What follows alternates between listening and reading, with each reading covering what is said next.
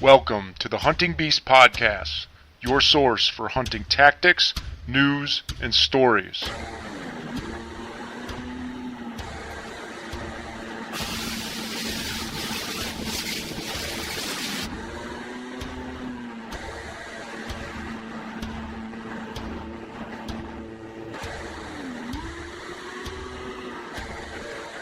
And now your host, Mario Traficante. Hello, and welcome to Episode 2 of the Hunting Beast Podcast. Today we'll be discussing deer sign with the big buck serial killer himself, Dan Infalt. Alright, welcome to this week's podcast discussion. We're here with Dan Infalt, the big buck serial killer. My name is Mario Traficante. I'll be your host. Today we're going to discuss sign, different types of sign that you can encounter while in the woods, and how it may impact your hunt. So with that, why don't we start out talking about scrapes a little, and how you used them, Dan, to impact your hunts and adjust your hunt. I think we're going to talk about scrapes. I think the first thing we got to get across with scrapes and rubs, or any deer sign for that matter, is that you got to look at the big picture here. We all know deer are nocturnal, right? Yep. So big bucks, for whatever reason, are extremely nocturnal. You know, whether it's from, some phase in their life, or if it's because of pressure has put them that way. But it seems like when you run into mature bucks, you've only got about, half an hour of daylight movement. You get up just before, or just at, sunset. And a lot of times they're bedded before it's even daylight. Right. So when you think about that, think about all the scrapes and stuff they lay down. When do they do it? They don't do it when they're sleeping. So if they're up all night and they're only up for that little fraction of time during the day, that little, 1/20th of their time frame, when are they laying those scrapes and rubs? They're doing it at night. And most guys are going out and they're setting up on that kind of sign. They're setting up on rubs, they're setting up on scrapes. They wander through the woods aimlessly and they find a big rub or a big scrape, and the bigger the better. You hear the guys all the time, well, this scrape was as big as a car hood, so that's why they sit there. But really, you gotta ask yourself, what's the possibility that this was made at night or daytime? Right. So I've had a lot of action on scrapes. I've seen deer work rubs, and I've hunted rub lines, and I've hunted scrapes, and killed a lot of deer. As a matter of fact, arguably my best deer with bow have been killed with over scrapes. And the reason being is I relate that sign back to bedding again. So everything I'm doing is relating to bedding. If you don't know where they're bedding, you're not in the game, because of, that little bit of window of daylight movement, how far they get from that bedding. And arguably, a lot of guys, including myself, if you walk into an area and I see a significant rub or a scrape, you get excited. And you want to position yourself close to that scrape or rub, because without knowing where the bed is, you're anticipating that I'm going to see a mature buck, or I'm going to at least get action because I'm in close proximity to this aggressive sign. And the reality of it is that sign probably was done at night most of the time, like you just said. So what I've seen you do, and some of the times that we've gone out scouting, is you'll actually look at that scrape or rub, but then you'll continue to look beyond it. You'll continue to follow the deer path back to where you think the potential bedding is. And I guess describe that a little. Describe your thought pattern when you're doing that. Well, the first thing I'm doing when I find a scrape or a rub or something that I'm interested in, if it looks like a mature deer did it, it's going to catch your interest. It's going to catch anybody's interest. But if I'm nowhere near bedding, I totally disregard it. Okay. It doesn't matter to me. All it means to me is that there's a big buck in that woods or on that property, at least some of the time. And it might be just at night. What I want to do is find that sign near bedding, or I want to find that sign in relation to bedding, or be able to give you a reason to why that sign there. And by that I mean, let's go back to last week. We were talking about that island that me and you both right had our our encounters with that buck on, right? Right. Okay, when I walked in there and I saw that sign, I said, a buck laid the sign in daylight. Remember me saying that? Yep. And why is that? It wasn't because there's buck bedding right there. It was because there's doe bedding right there. They're laying that sign while they're checking to see if those does are bedded. So I have a reason on why those bucks were there. And then when you sat there that day, you had 2 bucks go by. Right. And the other unique thing about that spot is that we had actually walked through that area on previous hunts in the previous year, and we noticed that there was old rubs and there was old sign. But again, I looked through it and I was a little bit excited, like, hey, here's this down tree, there's some significant old rubs on it, and you kind of looked at it and said, well, yeah, but there's nothing that looks like it's came here in the last year. And so, and didn't think twice about it and kept on moving forward looking for something else. So I think that's another point with an area like that is make sure the sign is fresh. I mean, typically you can go out and pick up on rubs that happened within, the 2 previous seasons, but how fresh is it? Was it laid down by a mature buck that's in the area this year when you're hunting? Or is it something from last year's rut? Yeah. You gotta hunt hot sign when hot sign is hot. Right. Right. And in that case, it was exactly it, because going back and hunting that spot within a week of when you saw that sign open up afforded me that encounter with that mature buck. Let's talk about what's been successful for me with rubs and scrapes. And what's been successful for me has been finding those rubs or scrapes right adjacent to bedding. And most of the time when I find an active scrape next to bedding, it's usually where 2 mature buck bedding areas are close by and they both stage in the same spot. They come out and they stage there before they move on to whatever it is, what food source or whatever.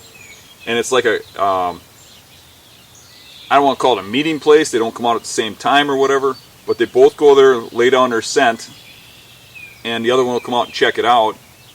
And then they disperse. Yeah, they're somehow communicating with each other there.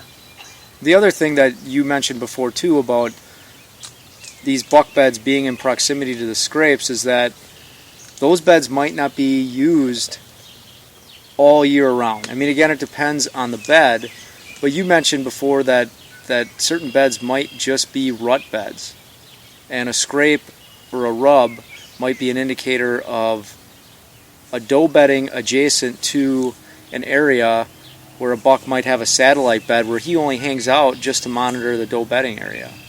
That's true. And in the case of that island where you had those encounters, that was the case.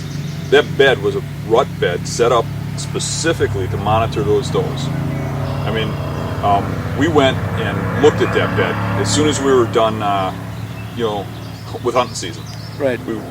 I always do that. When I have a big buck encounter, I backtrack them things after the season and see exactly what happened. And when we did that, we found that bed, and it was set up in a way to monitor those does coming out of that bedding area. And that's why when that doe came through, he popped out right behind her. Right. Right. But that said, I can think of 2 very large bucks that I shot on scrapes that were being made in one was in September and one was in early October. And those scrapes were used year-round as a community, spot to communicate for the deer. And one of them was that 400-pound slob buck. Right. That buck, I seen him right next to a public land parking lot. Mm-hmm. He was crossing this little creek and staging right there. And there was a spot on the road where if I parked right next to the parking lot and got my car in the right spot, I could watch him come out at night, 100 yards from his parking lot behind it, and glass him. And he would go and work this scrape all the time. But the predominant wind just blew right in there, okay, right into his bedding area. So I was waiting for the right wind. And there was him and another large 10-point that came out too. And they both worked that scrape. They both came out of bedding areas next to each other, worked that scrape, and would move on. And the day I shot that buck, I finally got the right wind. I went in there. I didn't even use a tree stand. I just got up in this big willow crotch. I sat there, and the first buck in was that 140 class 10-pointer. Now this is public access land too. Right. 140, 100 yards from the parking lot. Right. This 140-inch buck comes through the river, walks up, works the scrape, and I'm contemplating, should I shoot him? And I'm thinking, no, I got to hold out for that big buck. I got to give that a chance. I let that guy leave, and I'm watching him, and I'm kind of kicking myself because, not every day you see him there. Right. I've seen him regular, though.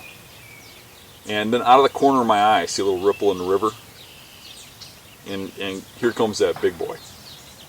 And I had to lay there in that willow tree in that crotch, 6 feet off the ground, looking at that thing in the eyes as it walked straight at me up this trail. Right. Straight at me. And I shot him as he worked that scrape right after the 10-pointer worked it. And now, another buck that I got that was probably scored bigger than the 400-pound slob was a giant 11-pointer. It was really wide. It's like 25 inside. And that one, was almost Boone and Crockett. If it had that 12th point, it would be easy. Right. But that buck, I shot opening weekend on one of those scrapes. So that one too, I went out there during the summer and watched this thing blast him from a hilltop. He was bedding in a swamp, and he was bedding in one of those little bowls in a river. Right. And he'd come out of that bowl and work this scrape, even in the summer. He didn't always paw it, but he worked the branch. And I went up bear hunting that year. And I shot my bear on opening day and came running back. And as soon as I got back, it was like on and off raining. And I knew when it stopped raining, that buck was going to work that scrape. So I ran out there, middle of the day at noon. It stops raining. At 1 o'clock, here comes that buck. Comes walking right in, shot him point blank. And those are two of the biggest bucks I've ever shot with a bow, both over scrapes. Early in the season, too. Right. And both of them within 100 yards of their bed. You find a scrape next to a bedding area, that's golden. So that's kind of what I identified from the story that you're talking about, is that, one, you identified a scrape that's being used earlier in the season or even in the off season in the summer, and then you set up observation on this area to actually see what was coming in and use it, which I think is a pretty important part in both of those stories you talked about, and then to actually locate the bedding in proximity to that scrape, instead of just setting up kind of willy-nilly on the area without knowing exactly how long a deer might have until it can get to there if it's coming out of its bed. So yeah, definitely important points about setting up or hunting a scrape and using it as a pattern in the early season. Here's another story for you. A guy I used to work with, Mark Taddy. I haven't seen him in years. Back in the 80s, he was hunting with me on a farm that I had permission on. I took him along, and we had a little friendly bet on who could get the biggest buck. And he hunted over one of those scrapes that split two beds. Okay. And real early in the day, and this is in, probably the end of September. In comes a nice 9-pointer. He shoots it, and he's, all happy, proud, and whatever. And I got you beat. Well, 2 days later, I go through there, and there's new rubs opened up going towards that scrape. Right. So I go sit on that scrape, and out of the other bedding area comes the other 9-pointer that's almost identical to his. And we had to call it a tie when I shot that thing because they're both the same size on the same scrape a couple days later. Right. So one of the dominant bucks gets eliminated, and the next one comes in. Well, no, you're reading that wrong. I had two bedding areas, two different bucks they're using. Sure. They're both using that scrape. It had nothing to do with another one taking that over. Right. He shot the one from the one bedding area. I shot the one from the other. Right, I get it. So it's similar to the first story that you talked about, where you have two bucks that are communicating with each other or trying to put their scent down to become the dominant buck in that area. So it's a communication tool. Yeah, there's something else I should probably point out there, or I'll get a bunch of emails because I always do. That I don't normally hunt a spot right after it's been hunting or right after somebody kills a deer there. Right. But sign don't lie. The rubs are still coming out of that bedding area, still going to that scrape. and they're fresh, hey, I'm going in there giving it a shot. So, I guess, what are some other tips you can give? I mean, for example, we had an area that we walked past on a fairly regular basis going to one of our hunting spots that had a significant amount of rubs that were opened up. And we could see it, we'd observe it. We even kicked a buck out after dark every once in a while coming back out passing that area. It wasn't until after the season when we actually went back and scouted that we determined kind of what the setup was and what was happening, and that was the area by that pond that we walked past, where we found the bed, and it was in proximity to a little kind of micro island next to the pond. And what did we find on that little micro island, just adjacent to all those rubs? A ton of doe bedding. Yeah. Right. Now, the doe bedding I didn't expect, but if you remember us walking back there to go hunting, me pointing out that tree out in the cattails that was on that little point leading to those trees, and I said, the buck that's making these rubs is bedded right there. Right. Where did we find his bed? Right there at the base of that. Exactly. It was in the cattails, is one of the only mature trees that was off an outcropping. And how far was that bed from those rubs? In total, the farthest one, probably 50 yards, 50, 60 yards. Yeah. And all the times we jumped that buck coming out of there, did we ever see him there in daylight? No. You gotta push that envelope. No. Because in fact, I bumped him when I was already in my truck once driving out, and he was further back in the field, but yeah, it was dark. Yeah, I seen him 3 or 4 times there coming out, but we were walking 2 miles out of that swamp. Right. By the time we were getting out there, it was an hour after dark before he was rubbing those trees. And he's only going 50, 75 yards. Right. So what chance does a guy hunting 200 yards away from him have? Right. He's got to get lucky or catch that buck on a day when he's just overly aggressive and horned up or something. And we determine now, if we draw that area, where to move to. Right. And we can go in there and we can kill that buck now, because after the season, we went back and tracked that back and really just confirmed what I already knew. It was right where I thought he was. The only thing that we would have did wrong is if we just bumbled in there, I wouldn't have expected all those does there, and that would have probably blown it for us. Right. If we went in there blind. Right. Because we would have kicked a lot of deer going in. I know another spot, guys, getting back to talking about when you see a convergence of sign, scrapes, trails running in together, talking about that staging area again. We had another hunt that, again, was back in a swamp, but we had kicked a couple bucks on our way in, and then you described, as you started walking the transition edge of the island, that you came into an area that had a couple components that made you want to get up a tree right away and sit there. And you actually ended up shooting a buck that day out of that tree on the first sit. But those components, there was a scrape there was a rub there, and then talk about what you saw as far as a convergence of all these trails. Okay, with that hunt, if we're talking about the same one, that was 2 miles back in a swamp. And we hadn't ever been back there before, right. that far. Right. That was about as far back as we could get. And we first went over that on the computer, and I studied that. And I said, okay, I know this area is remote. If something big's in there, this is where he's going to be holing up. Now where's the bedding? And I looked, and there's a big island back there. There's a point of an island that went into that swamp. And you look around, and it's kind of open cattails, red brush, and then on the one side, the west side, I believe. Yep. It was there was a tamarack swamp. Right. That went in there, and it had some good edge, some good piles of dogwood along the edge of it and stuff. And I thought, man, if there's a buck in there, that's where he's going to bed. So I knew I wanted to look that edge of the island. I wanted to walk up and down that edge and look for bucks coming out of that swamp to that hardwood island.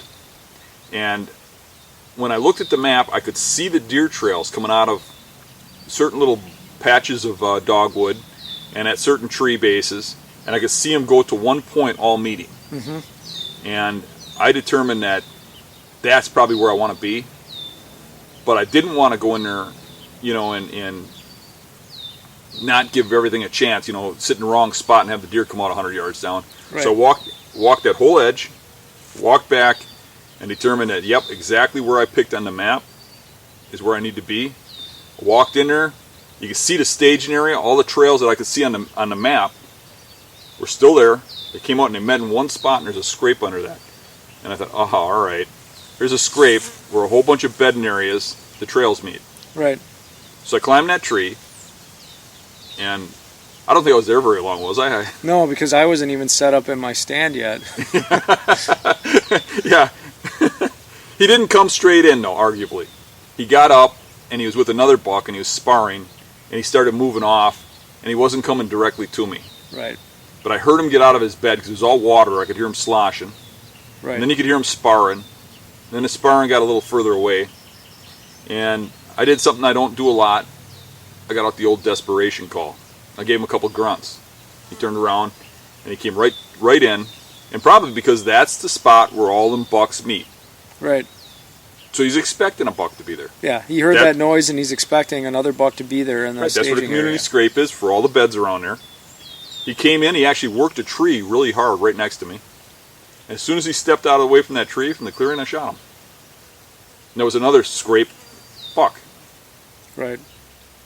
Well, and I guess talking about fresh sign and hunting, fresh sign in the similar area, but further, south on another island, we had identified that there was more rubs traveling north and south on one of the main trails that goes across those islands. And actually the buck that I shot last year was on a doe on one of those main trails, traveling north, potentially back to that bedding area when I got him. But, one of the key things, I guess, that rings in my mind about the sign in that particular set is that, the first year we had hunted that spot when we didn't quite have as much as a handle on the topography of the area, you had picked out that point off that island as kind of a community point where all the trails converged as it transitioned onto the next northern island. And actually right at that point, as close to where I sat, and there was another scrape, a large scrape right on the transition line to go from the southern island to the northern island, that were both higher islands full of timber with, red brush and cattail transition in between. With my buck, that doe came out. She went right to that scrape, put her nose down, she scented it, and not 2 minutes later, the buck I took came walking directly on her path. Another buck over a scrape, and that's probably your biggest buck. Right. Now, arguably that was, closer to rut, not an early season type scenario, but it was a scenario where we had been monitoring that sign in that area and it wasn't fresh. But once it became fresh, where we saw rubs open up, fresh rubs open up, a fresh scrape open up, then we knew there was probably a mature buck in the area that was active on it. See, well, most people are hunting over sign. I'm hunting a land feature adjacent to bedding, and if there's sign there, great. If not, that's where I'm hunting. And I'm letting the sign tell me exactly where to put the tree stand, but I'm not hunting over sign. If I went around and hunted over rubs or scrapes, think about how many people in this world are doing that. You want to have the same success as everybody else? Well, that's what everybody's doing. Yeah. The other thing I noticed, and maybe you can speak to this a little when we've gone and hunted some of these public areas, is that there can be sign a significant distance from the bedding.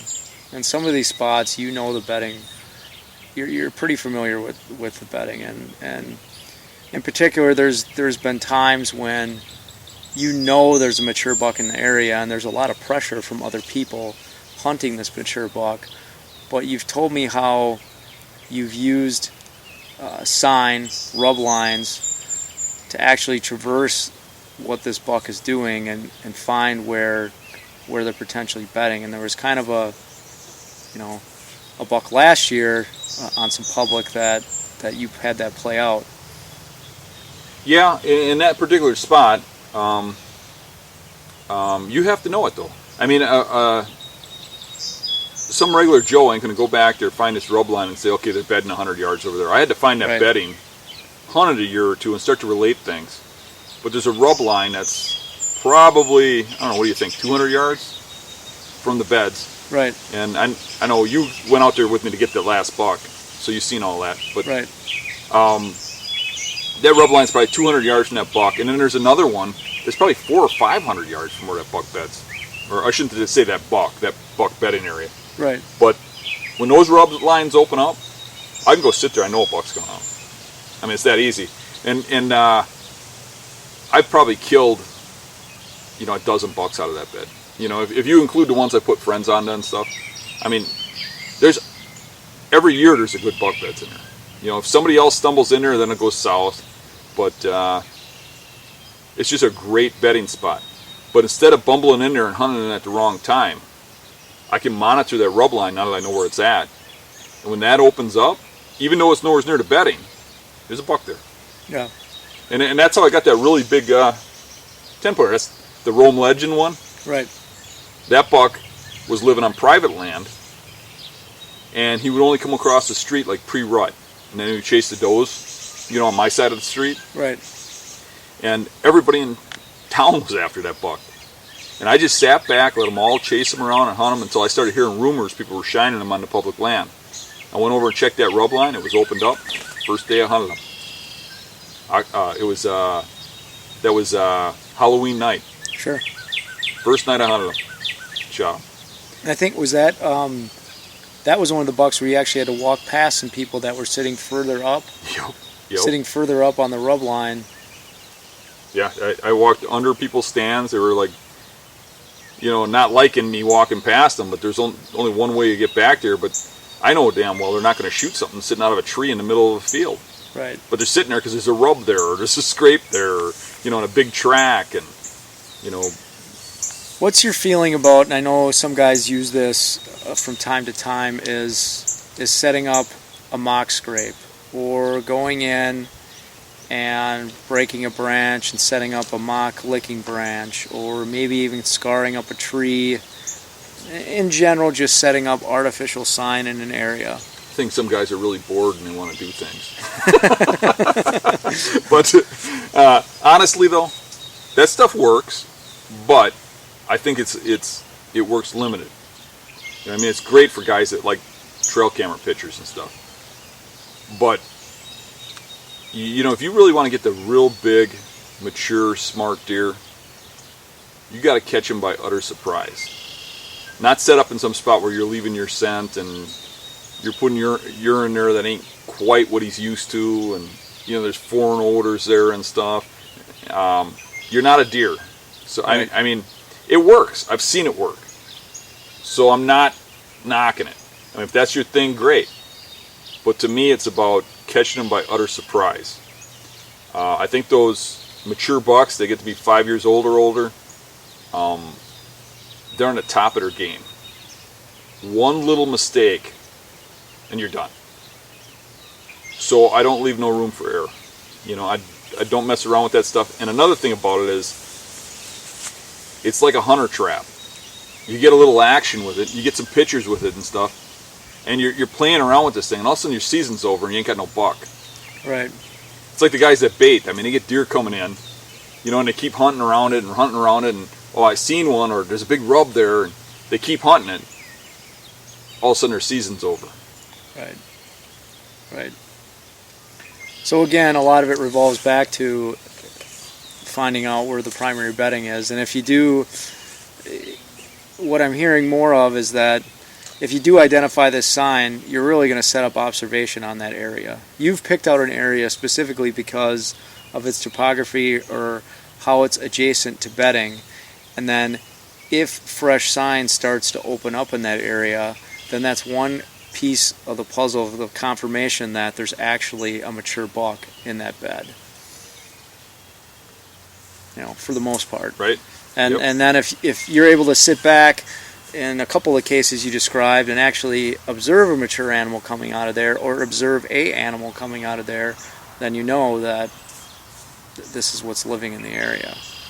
So again, probably, less about the gimmicks and more about putting in the time and the work of actually knowing the area you're going into and putting in the time to observe that area after you've identified a spot that you want to hunt.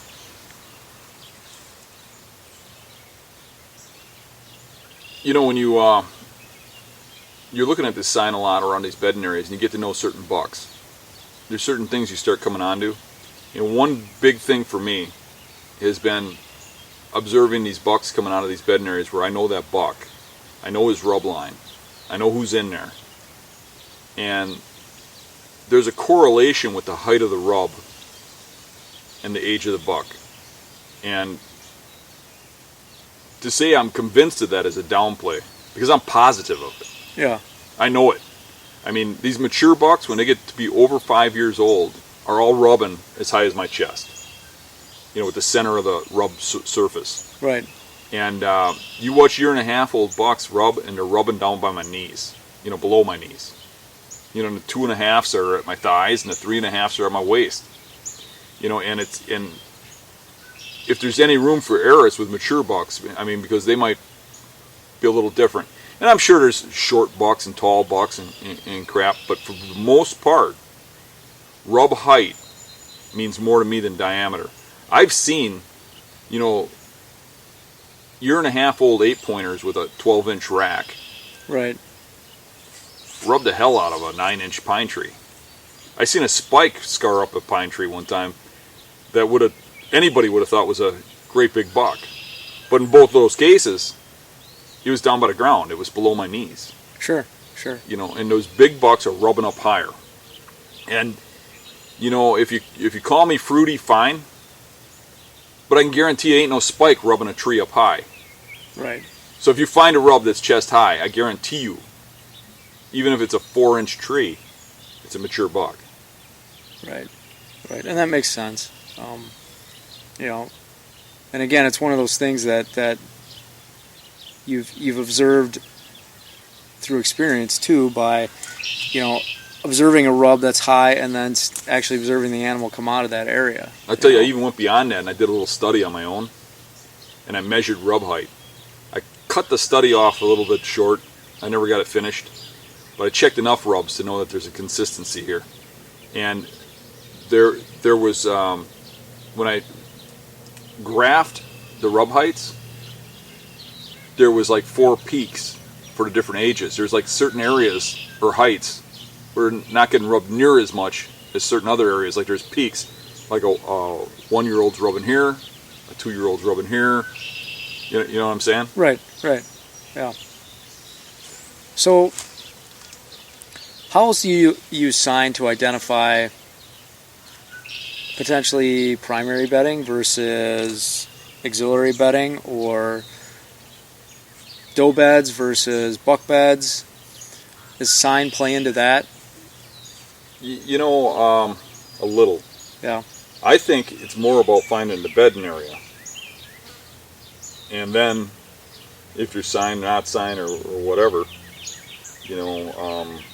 whatever it be, you still gotta hunt it, because a lot of these mature bucks aren't laying sign by their bedding area. I mean, we just talked about a spot that I said we killed 12 bucks out of. Right? I mean, there's not very many rubs in there. There's a few, but most of the rubs are 200 yards from there. Well, and that's another good point, because I've heard you mention this before, is that you have had times where there's been mature bucks that you've been hunting that haven't really created a whole lot of havoc close to their bedding area. I mean, they haven't rubbed up a lot of the trees, but you've seen where there has been maybe less dominant bucks in areas that you've observed be much more aggressive and rub everything up. Right, and I think that's, security. A big buck lives there. He ain't afraid of nobody. Nothing. He's got nothing to prove. When he's going to go lay sign down, it's going to be for a reason. He's going to be marking a doe bedding area. He's going to be, marking this, marking that. Other bucks respect him. They leave him alone. Right. So he doesn't need to mark up the area. They smell he's in there, they leave him alone. Does that make sense? Yeah. Think about that. Well, another thing that might factor into that too is actually your population density, right? Oh, absolutely, absolutely. And you hit a key point there, because in this area, per se, we had a really high population if you go back about 15 years ago. Right.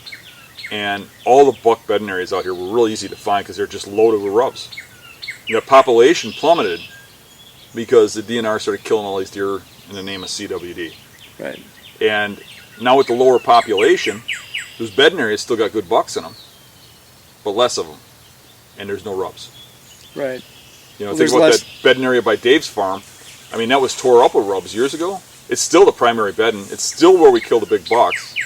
Kill less of them because there's less deer, but there's no rubs there. Right.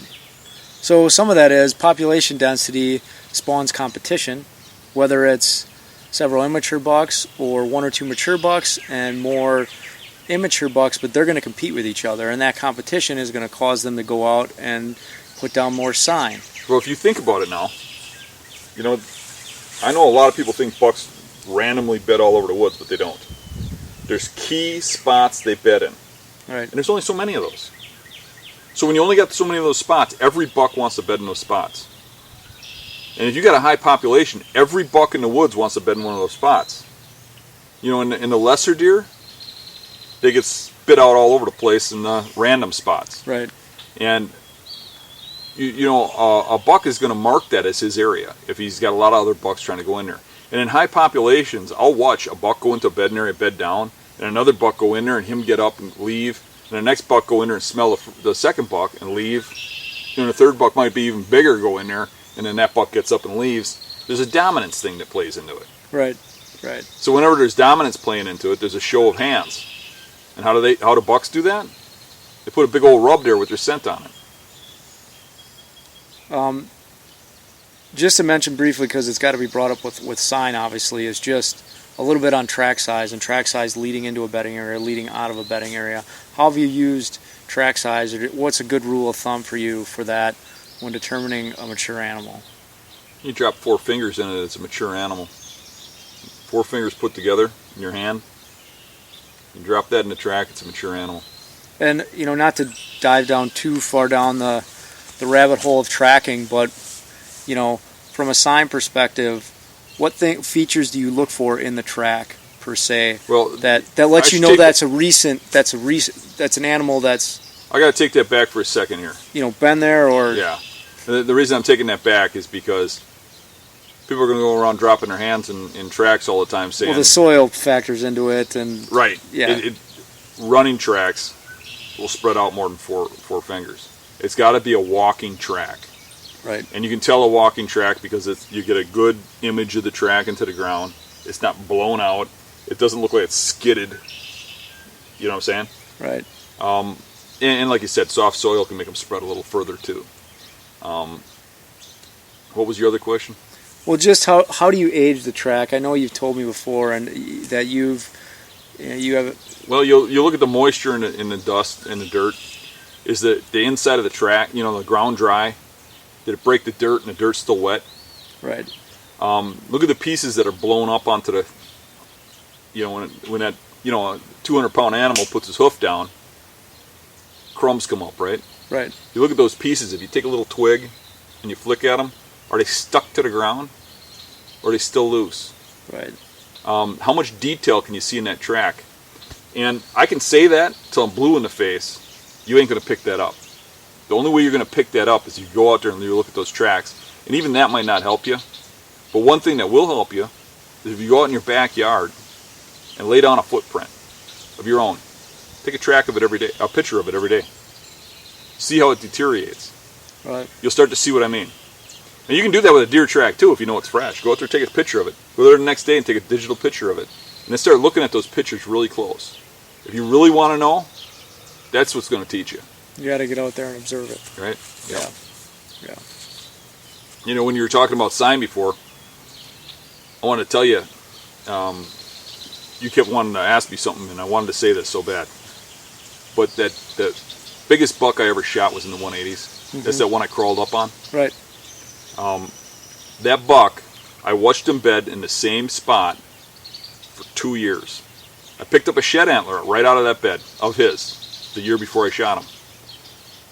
He was there every time there was a west wind. It was a bulletproof setup. I couldn't get near him. And I let him have it. I just kept moving around, waiting for him to make a mistake, observing him, playing cat and mouse, watching for him to get far enough. And it just wasn't happening. That buck would get up and he'd move 50 yards in daylight. And there wasn't no trees around. He was under the one big tree. He bedded right underneath it, a big willow.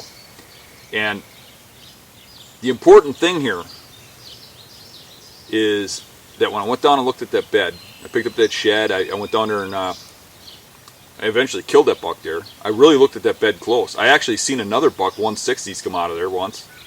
And I seen a smaller buck come out of there once. And I never saw a rub within 200 yards of that bed. Not a rub, not a scrape, anywhere. Most people look at that, bare spot of dirt. Right. And say, nah. Well, and to be quite honest, a lot of what pictures we see on the forum, on the site, on the Beast, and other things, guys asking and identifying beds, is this a good buck bed? And here's a rub that's in the bed. And we use those things ourselves to identify that there's a mature animal in there. But that brings back another point that maybe you don't have that go-to sign that's there, but you have to use other means to identify if there's a mature animal in there. In your case, you identified it by picking up one of his sheds, but also observation of that area, from a distance. So. Right, you're not always going to have that sign. You're not always going to have tracks. As a matter of fact, most of the time you probably don't. The ground's too hard to maintain them. You have to find a creek crossing, a low spot, a muddy field to find a track. Right. So a lot of it is knowing how big bucks bed, being able to look at something and say, that's where he should be. Figuring out where they're bedding and setting up on it and killing them. Here's another thing about sign I just thought of, because I picked this up in a couple times that we were actually hunting islands in the swamp, is that as we were walking that transition, you picked out a couple areas where the foliage was actually eaten down significantly in that transition versus another area that we had walked past not 5 minutes before. So maybe talk about that a little bit, because I think that's something that maybe gets overlooked by guys. Sure, and that's another piece of the puzzle. That's sign. When you look out there and you're walking along and it's all dogwood, and then a little while later it's still all dogwood, and all of a sudden it's all chewed up. Right. There's more deer activity right there. Now that could be in the middle of the night, especially if it's the only patch of dogwood that's all chewed up. Right. But when everywhere around there's got dogwood, not chewed up, and this is, there's probably something to that. So then you can relate it back to, is there bedding around it? Mm-hmm. Which is going to be my answer to everything you ask. Yep. I found this sign. Well, is there bedding around it? Right, because I think this particular spot, there was some dogwood mixed in there, and then it transitioned onto the island, and there was a high spot with some green, and that green, I don't know if it was in a 15 or 20 yard area, was definitely eaten down comparatively to the rest of the stuff around it. I think both you and I on different occasions set up on that spot. We never saw a buck. We did have doe come out of a doe bedding area in that spot. But it definitely was an indicator that there was deer coming there on a regular basis. I guess some other sign that you've pointed out is often on these islands you look for whether or not acorns are dropping, but not only whether or not acorns are dropping, but how they look when they're on the ground. What do you look for? Acorns, it's like this. There's acorns everywhere. Everywhere there's high ground, there's acorns, right? Yeah. But in a swamp, deer live in the watery areas, the wet areas, right? Right. Off of the tips of points and stuff, right? There ain't oak trees out there. They got to travel to oak trees. Now, they don't have to travel far. They come up off of a point, maybe they got to go 50, 75 yards. Right.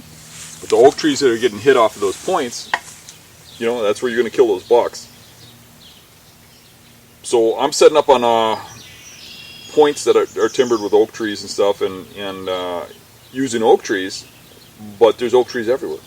Yeah. But I'm still killing deer on those oaks because I'm hunting the ones that are closest to the bed, where he's coming up on his point, feeding his way back while he's staging, waiting for dark. And we've actually checked for fresh dropping acorns in those areas. And actually, I mean, again, a variety of animals can create this sign, but it's still one indicator. Are the acorns that are on the ground, do you see acorn shells? Do you see acorn shucks? Do you see activity that there's been deer or animals in there on those acorns? That can be another indication. And does it tie into a predominant trail that comes into the area, or a predominant trail that leads you to bedding? First I got out the acorn cruncher. No, I'm not going there. A lot of deer have died from walking a transition line where the swamp meets the woods, Right. and finding that sign you're talking about on an oak tree on the edge of that swamp. When those acorns are dropping, if you don't know anything about the area, put that tree stand on your back, get the wind in your face out of the swamp, and just walk that transition line until you find sign under one of those oak trees. Set up. Yeah, I mean, The one big one on that, though, is don't walk so close to that transition line that you stumble onto the trail and go, oh, this is good, and then back up. Because that swamp's going to be thick, right? So you got to be able to stay 50 yards off that swamp edge. right. Because you got to have a buffer to shoot. You got to have an area that you can kill this thing with. So you stay back a little bit. Don't walk that trail right to where it comes out of the swamp. Because when that deer comes out and smells that you've walked there, he's turning around going back in and you got no shot. Right. You got to let him get out into the open a little bit. Yeah. I mean, and really what you're saying, you keep reiterating the same points. Rubs and scrapes are the two primary signs that you look for and key in on, but they got to be fresh, and they got to be in proximity to an area that I wouldn't say I look at and key in on them. I wouldn't go that far. I'd say that I notice them, Right. and I would say that, a big rub that's fresh on a trail coming out of a bedding area is probably going to make me smile, but I'm probably there to hunt that buck anyway. Right. Well, that's my point. You're there to hunt the bedding area, and the rub and the scrape are kind of like icing on the cake as affirmation The that biggest thing about that is it's a confidence builder. Right. And so, with a lot of these things, finding this sign is all about finding it in proximity to where you believe that the bedding is going to exist. I mean, if I think about the buck I shot, a couple seasons ago, we believe that the bedding was north of where I shot him. Now, when we think back, the southern island that he ended up dying on, which he ran to, was the island that had the oaks on it and was full of dropping acorns, and his belly was full. And if you remember, we kind of knew where that buck was bedding. Right. I tried first, getting him to come all the way to those acorns, which wasn't that far. What was that, 150 yards from his bed? Yeah. And he didn't make it Right. in daylight. And you pushed the envelope. It was your turn. You pushed it further. And you probably, when we went back here, I don't think you were 40 or 50 yards from that bed. No. But it was so thick Right. that you're able to get up that tree quietly and set up on him. Right. And really, he ran, after I shot him, he ran maybe another 60, 70 yards to get to that other island where the oak was and died. Almost. And he died right where I was hunting him. Right, exactly. He died right where you were hunting him. But that's a case there where, people talk about signs. So, when we cyber scouted that spot, but you walked into that area, you identified that there was dropping acorns, you identified that there was kind of a convergence of trails in that area, and you got up in a tree and you hunted it first, And sort of the point I wanted to make is that you seldom backtrack on the same day that you see sign and backtrack and hunt a spot that you passed earlier. I either set up or move forward. Right. There's no going back. You don't go past sign and go back. And why don't, explain to someone why it's not a good idea to. And even if you think it was the wrong decision that you passed at that sign, and that was the hot sign. If you walked past it or walked through it, and you go beyond it, what are you doing when you backtrack and you walk back to that sign and set up? You hunting 6-pointers or you hunting 12-pointers? No. That's the thing. If you're hunting mature bucks, you can't make mistakes. If they walk over your trail and they smell your scent, there's a very, very good chance they're turning around and leaving. Right. And guys make mistakes, and they still kill deer. Young deer make mistakes. Mature bucks don't make a lot of mistakes. There's a lot of them out there. How many people you see knocking them down on a regular basis? It ain't too often.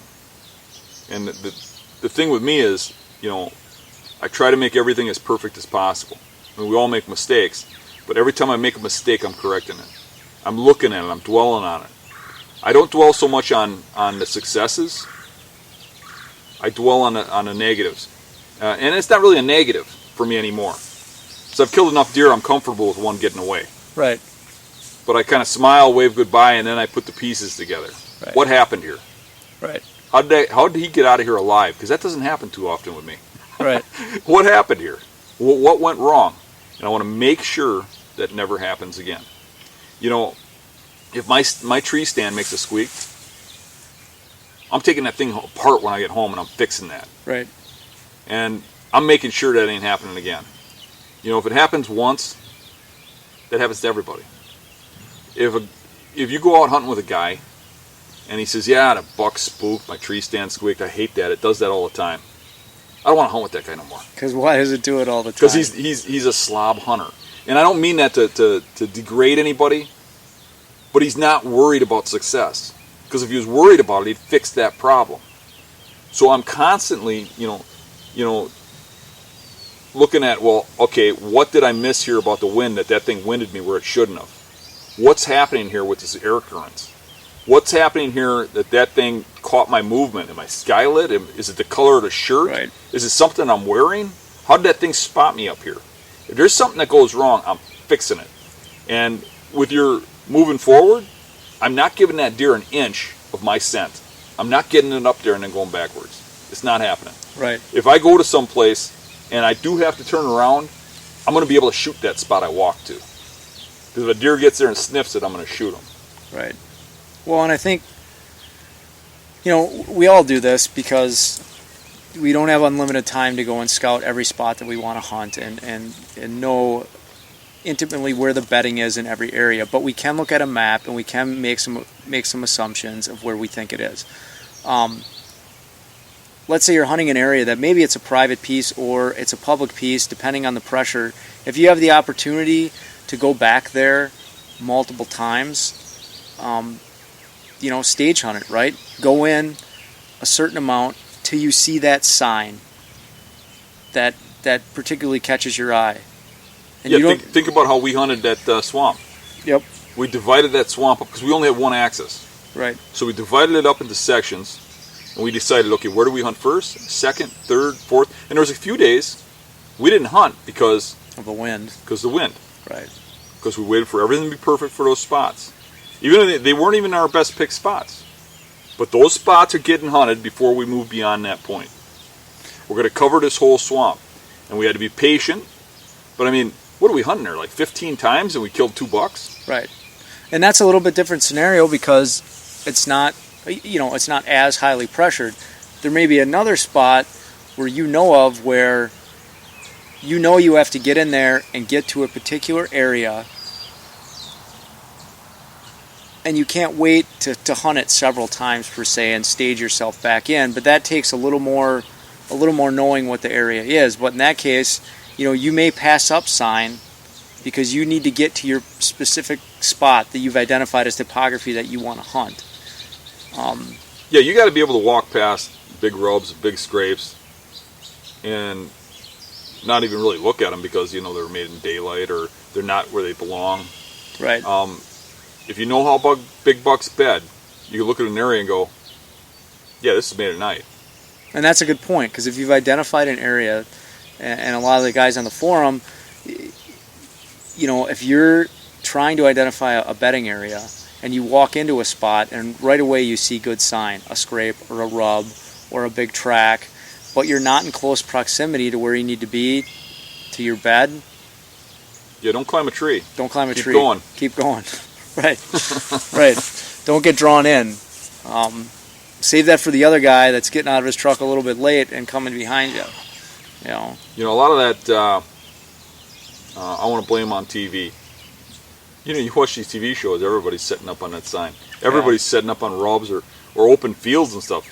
Come out here and hunt this swamp on an open field sometimes. See what you see. Right. You know? And then and you see guys setting up like that, and I got to think to myself, man, they're watching those TV shows. right. Well, it's the whole process. I mean, they set up on a field edge. They go out and make the mock scrape. They put up the scent strip, spray the ground with scent, and then they go and up into their stand. What they got to understand is this ain't 800 acres of highly managed land that one person hunts in Iowa. Right. You know, if you're gonna hunt public land and you're gonna hunt pressured deer, or even if you want to take that Iowa managed land and get the best out of it, you got to push that envelope. I mean, look at Andre. I mean, he could sit back and shoot 150s all day long, like all the other pros. He goes after the target animal, and he has to go in there and hunt them down like we hunt them on public. Right. Because they don't get to be 6 or 7 years old anywhere by being dumb. Right. And you see people like on the forums and stuff, and even on the beast sometimes, knocking a guy. Cause, oh, you hunt, Iowa. Well, yeah, you know what? He's got a little better than you. Yes. But if he shot $5 like that, he knows what the hell he's doing. Yeah. Yeah. You know, he's at least doing something right. Right. Right. And I think, at some level, these principles are going to have to be applied no matter how good a piece of property that you're hunting on. Ultimately, a lot of this stuff has to be applied if you want to kill a mature animal. Right. You see these pros, got like their hit list or whatever. Right. And how often do they get that biggest buck? It ain't too often. Every now and then they get it, but it ain't too often. A hitless buck goes on Andre's property, that thing's dead. Right. Right. Yeah. Good. Well, anything else on sign? Other things? So, we've said this before. We talked about tracks coming out. We've talked about rubs. We've talked about scrapes. We talked about foliage. Different things that you might see eaten down, whether it be red brush or the greenery in an area. Converging trails. There's poopies. Yeah. You got Scott Shaw, Singing Bridge on the Hunting Beast. I can remember him making a post about saying the largest diameter turds. I got to use a crude word there because there's no good word for it. Excrement, yeah. Yeah, okay. Excrement, okay. Leave that to manager Mario. But, all right. He said, the diameter. It's all about diameter and the size of the clumps and stuff. And I told him he was on crack. And he said, no, it's a fact. It's a fact. And I looked it up, and it's true. I mean, there's been studies on it. So he was absolutely right on. So I had to go back and apologize to him for calling him out and saying he was on crack. But, so apparently, large clump poop comes from large bucks. Yeah, so a larger animal is going to... At least the dominant ones. I think if you go over the hill, because it has something to do with their testosterone level. So the older bucks might not have that. Right. But in most cases, the big clumps are going to be the target animals. Yeah. Anything else regarding sign that you can think of that would help people? I mean, I think in summary, we keep going back to the bedding. Is that poop near bedding? Yeah, exactly. Have your spot picked out. Have your area where you think you want to set up. If you get into that area and all of a sudden you get on hot sign, then make the decision there. Either set up on that hot sign or push forward and get back to your area that you planned on hunting anyways and be comfortable with walking past hot sign. Definitely don't backtrack and go back to an area and crisscross your trail and things like that because like you said, a mature buck is going to pick up on that. during certain times of the year, you've had success on scrapes early in the season. You've had success on scrapes late in the season. Probably my most success hunting over scrapes and sign like that has been when it opens up, in a rut type scenario, and then I know there's bedding in proximity, and I get in there and hunt that area. It doesn't have to be on bedding. That sign too, in the rubs too, can be in between bedding. Right. For rut. I mean, you get your cruising trails, you got your parallel trails, you got your your side of your ridges in that thermal tunnel. Right. When I see rubs and scrapes in there, hey, that's worth checking out. And guys will always tell me, how high up the hill? How do I know when I'm at the right spot? There seems to be tracks and sign and trails everywhere. If you get up to a spot where you can look back and forth parallel on that trail and see a rub line, you're in the right spot. It doesn't even have to be new rubs. Right. It can be years old. That's the cruising elevation that they're cruising at. Now, on some ridges, that'll extend up and down a little bit based on how the wind hits it. So what I do is I go up the waterways, the washouts, Right. the ravines, and I go up and I hunt the tips of them. Where all the trails come together and go around. Right. So I don't hunt them right in that thermal tunnel all the time because it's easier to narrow down that travel corridor in that washout. Yeah. Yeah. So I guess another thing I should say is that a lot of guys say, which direction is the buck coming out of bedding? A lot of guys got some weird belief that they come out with the wind of the nose or something like that out of beds, which they don't. But if you're looking for that old sign, it can be an old rub. It's going to tell you a travel pattern. In some bedding areas they come out multiple ways, but in a lot of them they come out one way. Right. And you can look and you can see the old rubs sometimes. It might not be fresh ones. And sometimes those things will have rubs. And in one year you go in there and the rubs are gone. There's no rubs in here at all. Well, you might just have a mature buck in there and that's why you got no rubs. So you can't just walk past that. That's like my idiot old partner used to say, you got to go spot check and make sure there's rubs there. Yeah, you go hunt the 2.5-year-olds. I'll keep hunting the big ones. Nice. Well, I think with that, we'll probably wrap up this session. Again, if you have any questions or comments on anything that Dan and I discussed, go to thehuntingbeast.com and you can post your comments. And thank you for your time and listening.